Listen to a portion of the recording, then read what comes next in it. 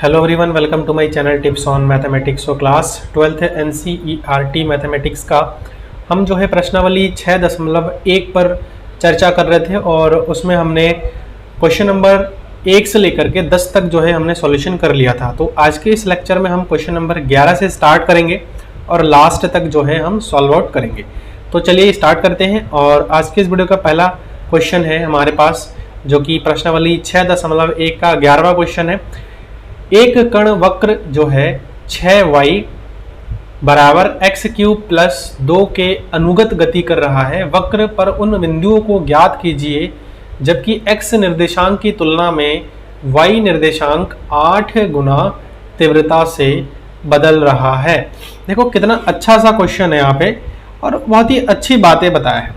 कह रहा है कि जो x निर्देशांक की तुलना में y निर्देशांक 8 गुना तीव्रता से बदल रहा है। तो देखो x निर्देशांक बदलने का मतलब क्या है। सबसे पहले यहां आपको थोड़ा समझना पड़ेगा, पहले समझना पड़ेगा। सबसे पहले तो इसमें दिया क्या है। दिया हमारे पास एक वक्र है, दिया है जो कि एक वक्र है और वक्र क्या है 6y बराबर x³ प्लस 2। ठीक है, ये हो गया हमारा समीकरण नंबर 1। अच्छा, दूसरी चीज यहां पर बोल रहे हैं x निर्देशांक बदल रहा है, कह रहा है। तो x निर्देशांक बदलने का मतलब क्या है कि dx बट्टा dt, समझ में आया। और y निर्देशांक बदलने का मतलब क्या है dy बट्टा dt। सिंपल, हम t एक ले लेते किसी के सापेक्ष, समय के सापेक्ष ले लेते, क्योंकि गति कर रहा है तो हम ऑब्वियसली बात है समय के सापेक्ष लेंगे। ठीक है, तो देखो अब प्रश्नानुसार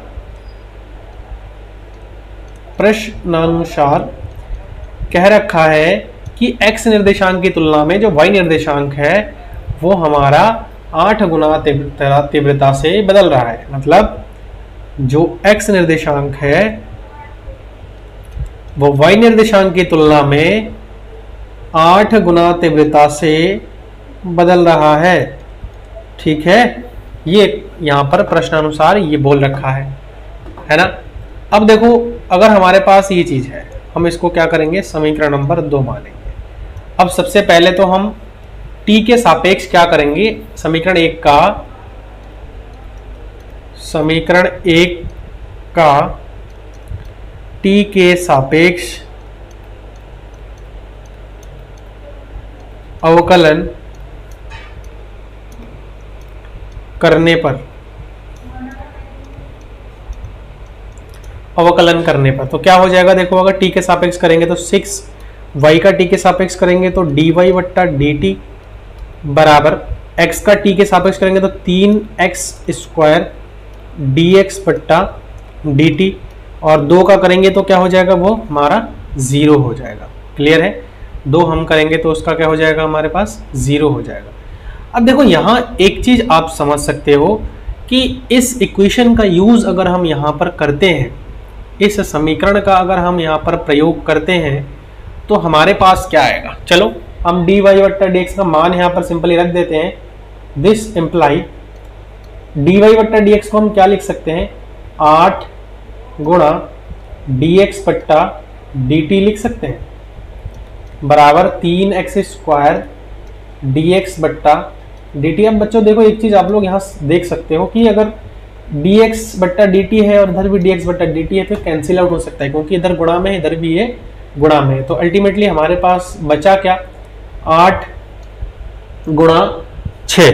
ठीक है ना, 8 छंग हो गया हमारे पास 48 बराबर 3x²। अच्छा, अगर 8 छंग 48 बराबर 3x² हुआ तो अब देखो यहां से हम अगर सॉल्यूशन करते हैं इसका तो डिवाइड वगैरह कर देते हैं तो x² बराबर क्या हो जाएगा 48 बट्टा 3।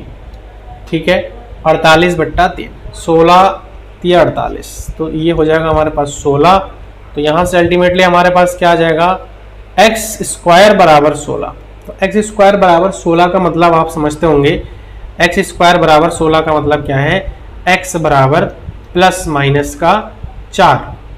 ठीक है, प्लस माइनस का 4 आ गया। तो कह रहा है कि वक्र पर उन बिंदुओं को ज्ञात करना है, तो हमें निकल गया बिंदु, पहला बिंदु हमें मिल गया।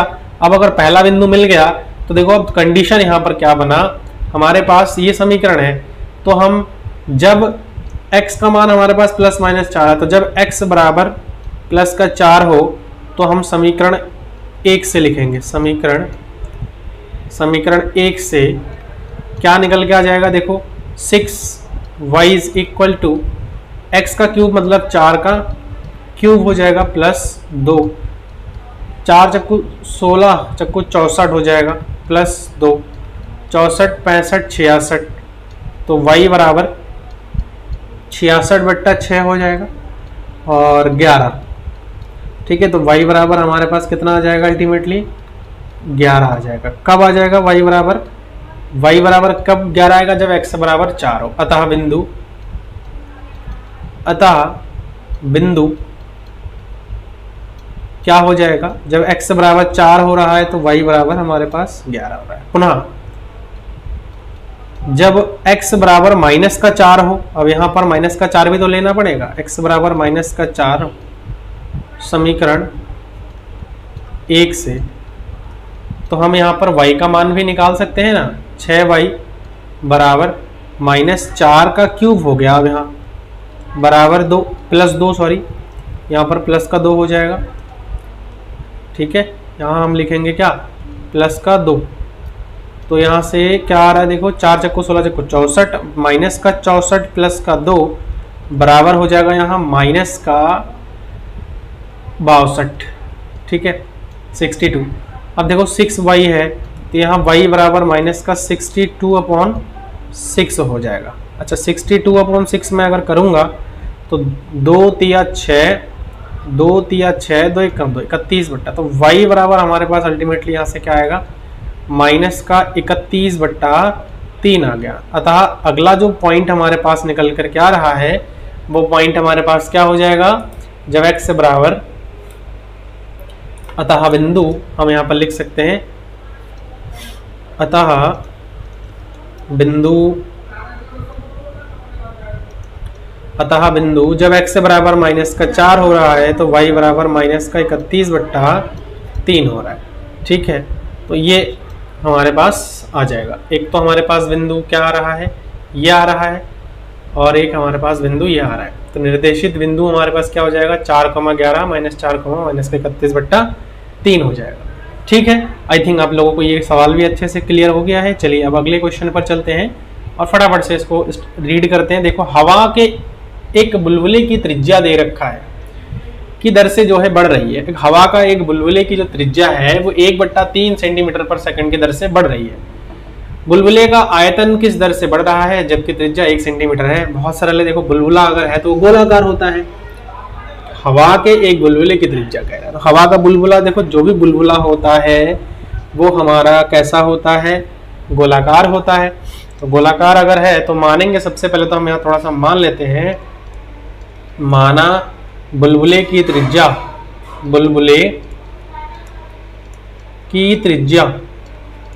तो देखो बुलबुले की त्रिज्या की अगर मैं बात करूं तो बेसिकली हम उसको r मान सकते हैं ना, त्रिज्या r सेंटीमीटर है।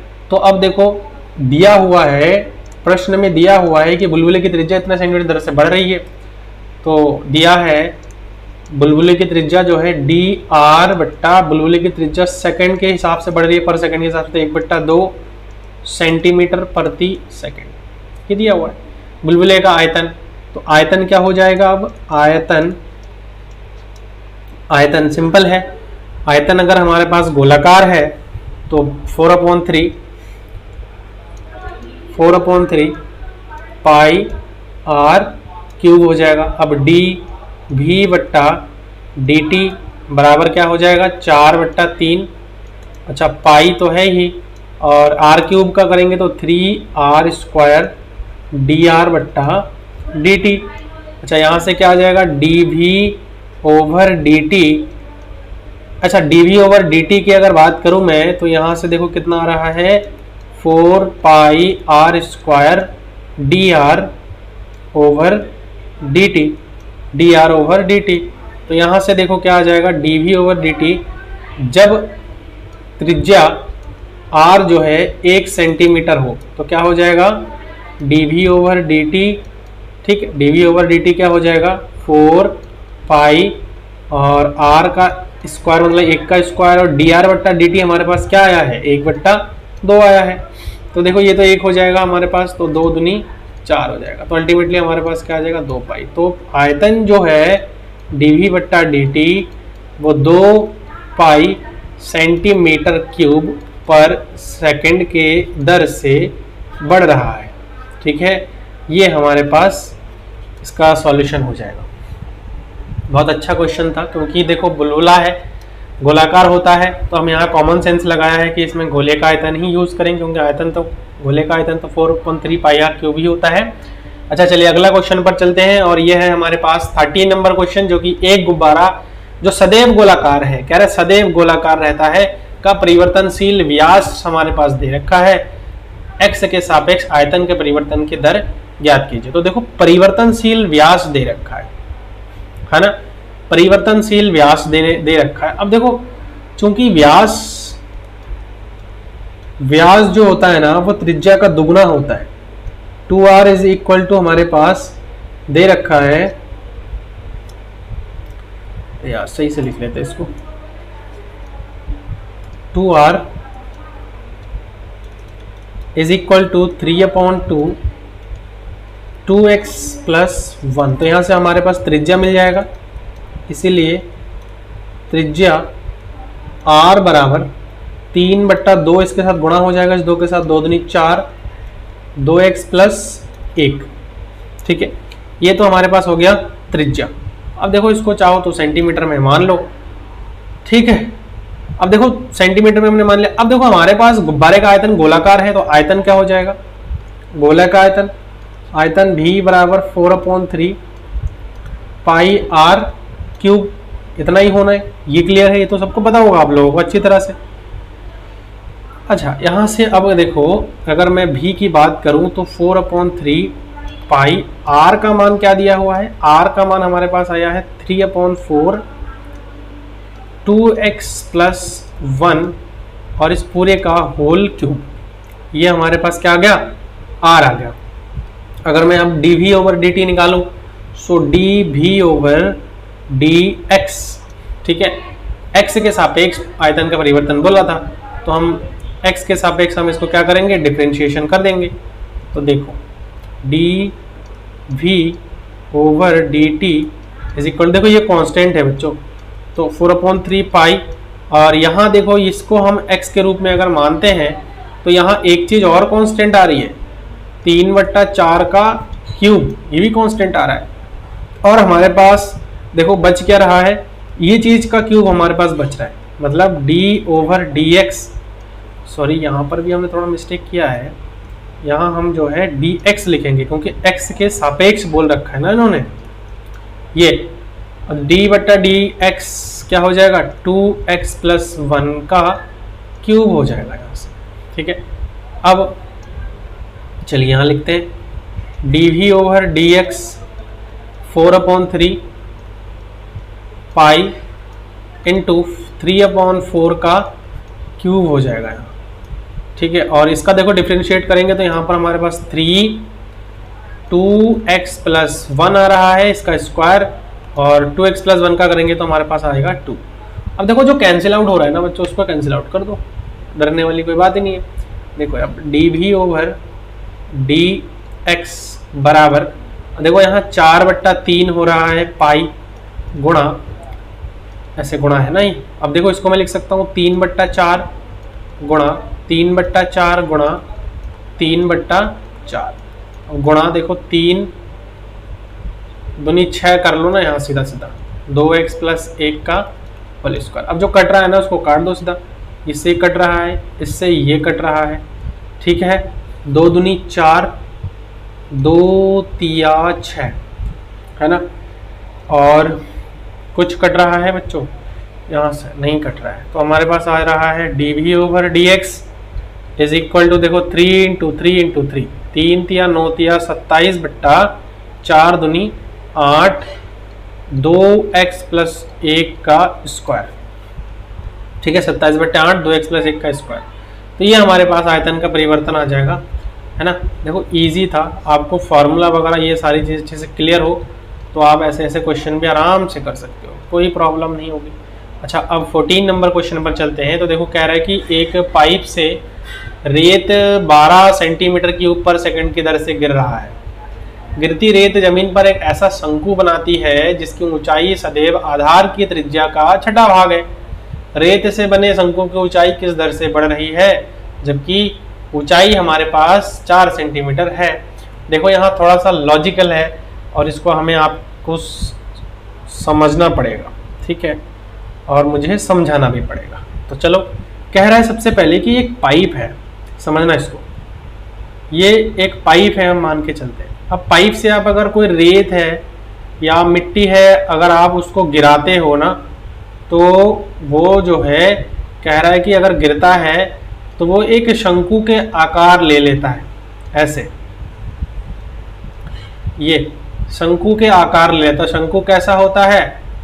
ऐसा होता है, ठीक है, ऐसा होता है ना, ये शंकु के आकार। अब यहाँ पर अच्छे से बना नहीं है, चलो एक बार फिर से कोशिश कर लेते हैं कि अच्छे से हमारा बन जाए। देखो ये रेत अगर गिरता है तो ये सीधा सीधा आपका एक शंकु का आकार ले रहा है ना, ऐसे। अब थोड़ा सा बन गया है। अब देखो ये शंकु का आकार ले रहा है। अब इसमें जो क्वेश्चन में कहा है हम उसके अकॉर्डिंग बात करते हैं। सीधा सीधा मान लेंगे कि शंकु की जो त्रिज्या है, शंकु की जो त्रिज्या है वो हमारा क्या है? आर है। हम ऐसे मान के चल सकते, ये हाइट है ना, ये हाइट है। तो हाइट को हम क्या मान के चलते हैं? हाइट को हम एच मान के चलते हैं और इसको हम आर मान के चलते हैं। तो यहाँ लिखेंगे माना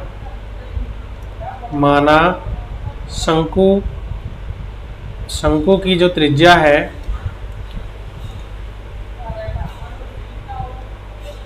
शंकु की त्रिज्या बराबर स्मॉल आर तथा ऊंचाई बराबर h, ठीक है। अब मात्रक भी साथ में लिख लो, r सेंटीमीटर और ये h सेंटीमीटर, हम ऐसा मान के चल रहे हैं, ठीक है। अगर ये h है तो दिया हुआ है आयतन, कह रहा है कि पाइप से रेत इतने सेमी क्यूब की दर से गिर रही है। तो सिंस ये चीज दिया हुआ है कि dv बट्टा dt, हम आइडिया कैसे लगा रहे हैं?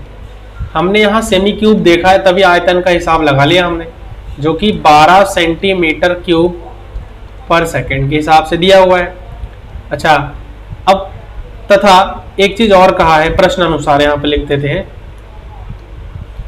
प्रश्नानुसार।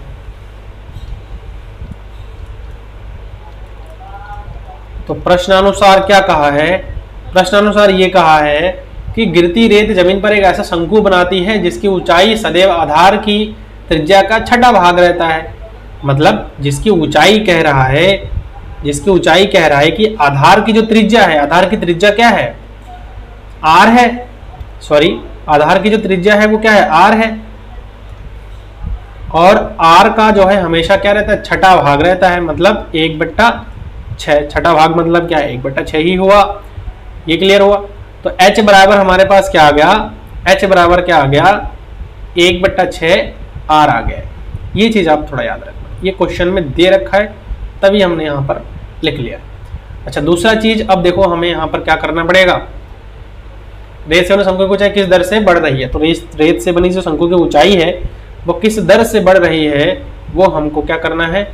निकालना है। तो सबसे पहले हम आयतन, शंकु का आयतन निकालेंगे ना। यहाँ पर शंकु का आयतन, शंकु का आयतन भी बराबर क्या होता है? 1/3 pi are square H, 1/3 pi are square H. अच्छा, अब आर की अगर मैं बात करूं तो यहां से अगर मैं आर निकाल दूं ना, तो देखो आर बराबर क्या हो जाएगा? 6h हो जाएगा। क्लियर है? आर बराबर 6h। तो हम यहाँ पर भी बराबर लिख सकते हैं 1/3 पाई, आर का मान है 6h और इसका स्क्वायर इंटू h। तो भी बराबर 1/3 पाई और 6×6 36 h का क्यूब हो जाएगा। यहाँ सीधा आप ऐसा समझ सकते हैं। और अब इसको हम अगर काट देते हैं 12, तो अल्टीमेटली हमारे पास जो भी आएगा वो आएगा 12 पाई h का क्यूब। तो चलो अब हम इसको t के रिस्पेक्ट में डिफरेंशिएट कर देते हैं। D we over D T is equal to 12 pi 3 H का square D H over D T. अब देखो हमारे पास कुछ चीजें दिया हुआ है, अब हम उसका यूज करेंगे। जैसे d we over D t हमारे पास दिया हुआ है, तो d we over D t का हम यहाँ यूज करेंगे, है ना। D we over D t हम यहाँ यूज करेंगे। चलो यहाँ लिख देते हैं, D we over D t हमारे पास कितना दे रखा है, 12 दे रखा है, तो हम यहाँ लिख देते हैं 12 बराबर 12 पाई, अच्छा 3 एच स्क्वायर। अच्छा एच की अगर मैं बात करूं तो एच हमारे पास कितना है, एच की अगर मैं बात करूं तो एच हमारे पास कितना है, एच का मान क्या है हमारे पास दिया हुआ है, जबकि ऊंचाई 4 सेंटीमीटर है, तो 4 इसका मतलब यहाँ दिया हुआ है, तो 4 का स्क्वायर। और ये तो हमें निकालना है ऊंचाई किस दर से बढ़ रही है, घट रही है, जो भी जो बढ़ रही है बोला है। तो 12 पाई से तो सबसे पहले तो देखो यहाँ हम क्या कर देते हैं, यहाँ हम इसको और भी थोड़ा सा स्पेस बना करके सॉल्व करते हैं।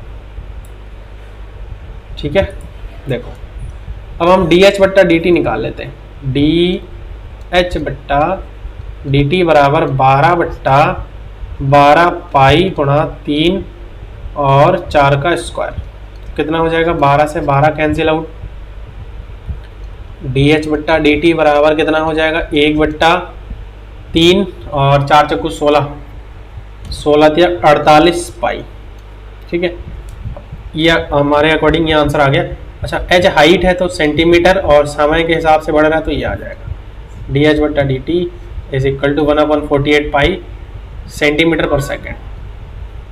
तो ये चीज़ आई थिंक आप लोगों को समझ में आ गई है। क्वेश्चन बहुत ज़्यादा टफ क्वेश्चन नहीं था, बस थोड़ा आपको कॉमन सेंस इसमें लगानी हो रही है। तो कह रहे हैं कि एक वस्तु की x इकाई में उत्पादन से संबंध कुल लागत cx हमारे पास दे रखा है, इतना से प्रदत्त है। सीमांत लागत ज्ञात कीजिए जबकि 17 इकाइयों का उत्पादन किया गया है। तो सीमांत लागत 17 इकाइयों का उत्पादन हमारे पास किया गया है। ठीक है, 17 इकाइयों का। तो देखो यहाँ हम क्या करेंगे, इसको डिफरेंशिएट करेंगे सिंपली। सी एक्स दे रखा है, सी एक्स दे रखा है 0.007 x cube minus 0.003 x square plus 15 x plus 4000 ये दे रखा है। अब हम क्या करेंगे, इसको x के रिस्पेक्टिव में डेरिवेटिव करेंगे। तो c डैश x, ठीक है, c डैश x का मतलब क्या है, x के रिस्पेक्ट में डेरिवेटिव करेंगे तो यहाँ से हमारे पास 0.007 into 3x square minus 0.003 into 2x plus 15, x का करेंगे 1, ये तो कांस्टेंट है 0, ठीक है 0।